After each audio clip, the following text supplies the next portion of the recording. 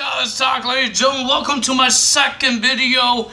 Yes, it's been later on of the day. It is nighttime, and ladies and gentlemen, it is October the 3rd, 2019, and we will be talking about the first ever AEW show that was premiered last night. And ladies and gentlemen, we found a new women's champion. We saw a debut guy. We saw John Moxley and Kenny Omega not done with their problems. And ladies and gentlemen, Cody will be at the pay-per-view, will be versus Chris Jericho for the AEW World Championship. So let's talk about the commentary. There's commentary. There's some guy in the mask. I forgot his name. I'm sorry to say it, but I forgot his name. I like that guy. He's actually talking about wrestling. Then we had Tony Schiavone. He kind of talking about wrestling. He's old, man. He's not old. He does have gray hair. It's just, he looks different. And then we have JR, the guy that's talking about commercials and vlogging. Guys, I'm not a big fan of JR right now. I used to be. The guy actually was one of the greatest announcers on the WWE, but now the guy doesn't know what he's talking about. Like, what kind of wrestling show talks about the commercials? Talk about what commercial is coming up next. We don't want to know about commercials. We want to know about the matches. And this guy's talking about vlogging. Well, some other guy asked him, have you ever vlogged? And he said no, and all that stuff. And then, oh my God, it was weird. So, first match of the evening, there was a theme song and pyro, just like WWE. But WWE had a little bigger ones. But ladies and gentlemen, first match, we have Cody versus Sammy Guevara. I don't know if I say his name, but I know it's Sammy. But it was a pretty decent match. It was pretty decent. But the winner of that match was Cody with a roll-up. But let's talk about what happened to Brandy Rhodes. Brandy Rhodes is the wife of Cody Rhodes. And ladies and gentlemen, she was checking on, she was yelling at Sammy because Sammy was outside. She was yelling at him, and then Cody did a suicide dive, and then Sammy pulled Brandy Rhodes, and then she got hurt by Cody. That bad Cody. Making sure I'm still recording. I don't want to be crazy. So, ladies and gentlemen, all that happened. Cody won the match with a small package, and he gets the win. And ladies and gentlemen, they shook hands. And Tony was supposed to have an interview with Cody, but Sammy came out. Sammy came back and pushed him back and said, "Good job, Cody. I'm gonna shake your hand." Until the AEW World Champion came out and attacked Cody for no reason, and then during the commercial, they were doing the attack again. I'm like, aren't we supposed to watch that? Aren't we supposed to see that? And the cameraman did not show that Chris Jericho came in. We were just looking at Cody Rhodes, and everybody went crazy. We don't know why they went crazy, because the dang cameraman did not show Chris Jericho running down to the ring. Why? But ladies and gentlemen, Chris Jericho destroyed Cody by using chairs and all that stuff, and I believe the bell table powerbombed him through some chairs, and that's it. Good job for Cody, Chris Jericho. Then we have Brandon Cutler versus MJF. Man, this guy likes to talk, and he won't shut up.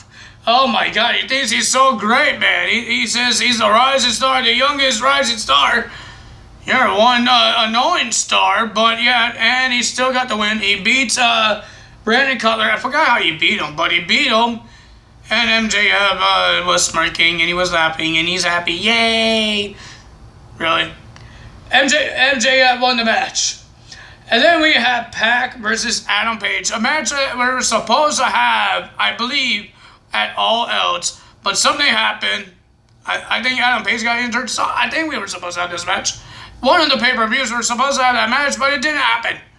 Then we had the match. It was an awesome match. I thought Adam Page would win this match. But no, the winner of that match was Pac by doing the black arrow, not the red arrow, because that's WWE stuff. And then he did a submission, the Rings of Saturn, and then he wouldn't let go, and the bell didn't ring. Earl Hebner says Adam Page tapped, but no bell rang.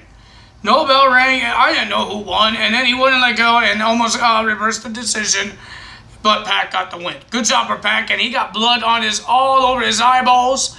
Jeez, boy. Crazy boy. Then we had Nyla Rose versus Rio for the AEW Women's Championship to find out the first ever AEW Women's Championship.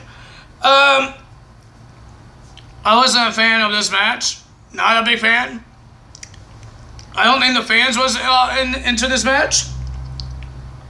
I don't know, but the winner of that match with I think she did something on her head. I forgot what she did. It'd been hours that I watched this show.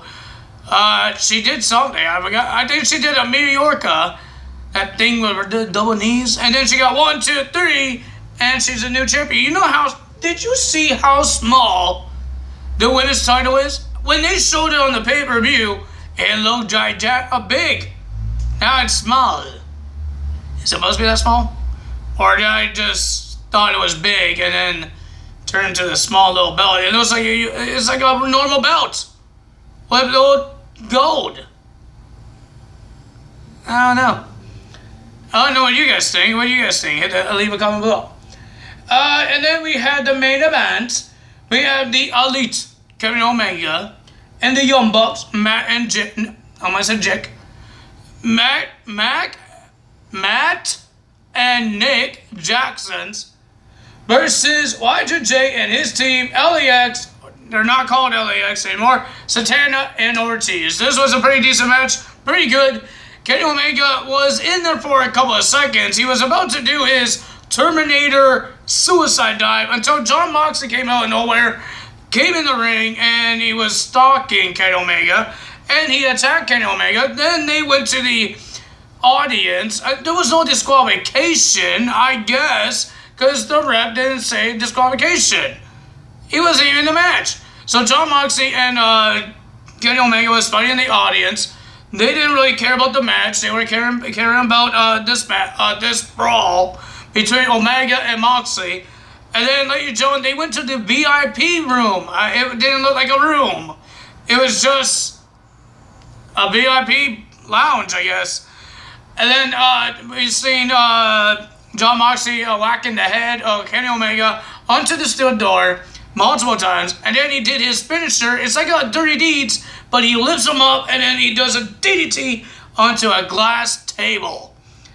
Man, that must hurt. And then we had a 3-on-2 handicap for the match, for the main event, the Young Bucks versus Jericho and his team, Santana and Ortiz.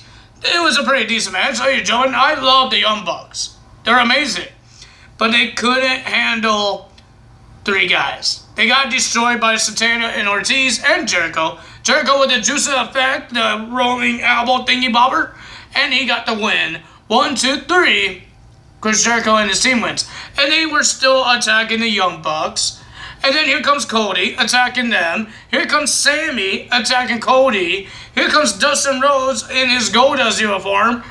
Well, the same clothing that he was versing Cody in that pay-per-view. And then here comes Jack Swagger, or Jake Hager. He was in MMA and Bellator. I know that's the same thing. But he was in there, and he attacked Dustin Rhodes. He attacked everybody else.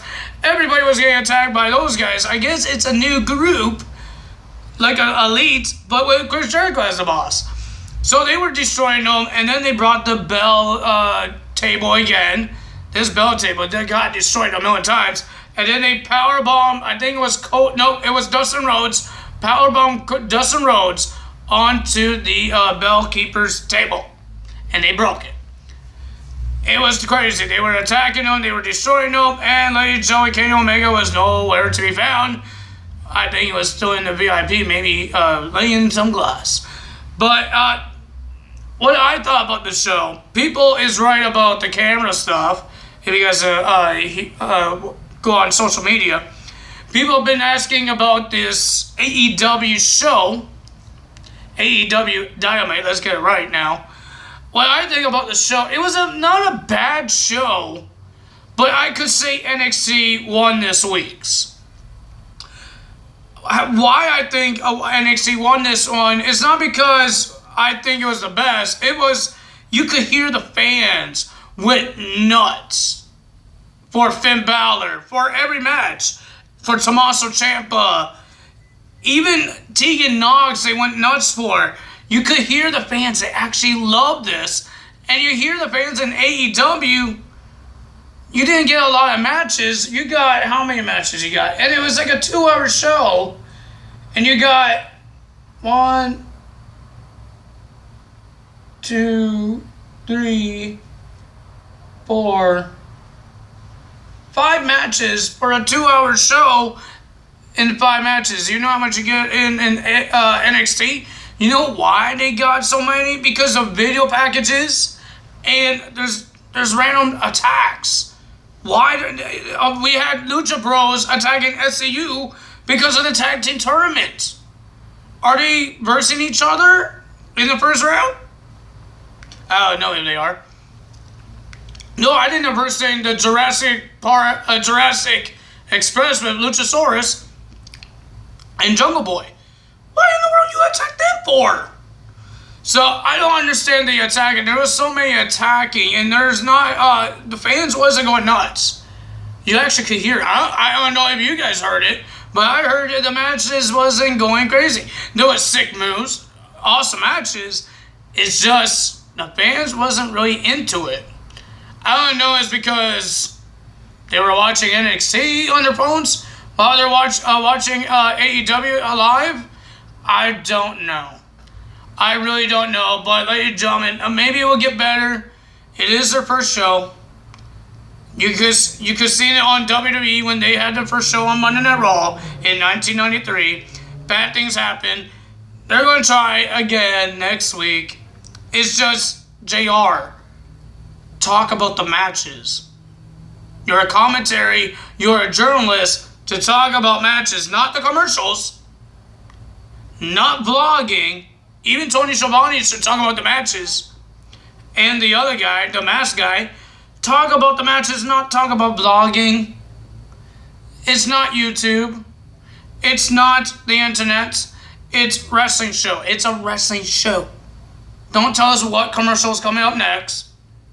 Because nobody cares about the commercials. I don't care about the commercial. I don't even want to watch the commercial.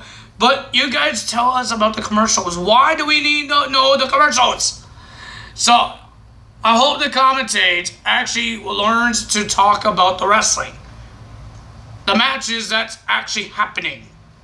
Because Britt Baker, the doctor woman, she was on the commentary. She didn't say much. I don't know what it is, but she didn't look excited to be there. I don't know if that's her gimmick. Or she didn't want to be near those guys because they don't know what they're talking about. They're talking about vlogging and commercials. Does anyone want to talk about commercials? And if there's a commercial, you're not supposed to tell us if there's a commercial. You're supposed to say, we're going to be right back at these messages. And another thing that I didn't like is that every single person made their entrance. Right? They go in their entrance and then they did a commercial. So they had to stare down each other until the commercial is over, and then they start fighting. Aren't you supposed to do, like, if it's a commercial soon, shouldn't it say next, that match, and then commercial, and then come back, and then they have the match? Like, we don't have to see the whole entrance, and then say, we're going to be on commercial, and then they have to stare at each other, and then they go back on, and then they ring the bell? Shouldn't be like no entrance. You could show them, but they don't have to finish their entrance. Say this match is next. They will have a name tag say next, and then when it comes on, then you ring the bell. Not because people in watching live shouldn't be like that. I don't think so. I'm not ranting on it. It's just I'm just telling you what should change because it needs a little more changing. It needs a little more productive and a little more actually thinking of the wrestling and less than the commercials, less than talking random stuff. Like, please.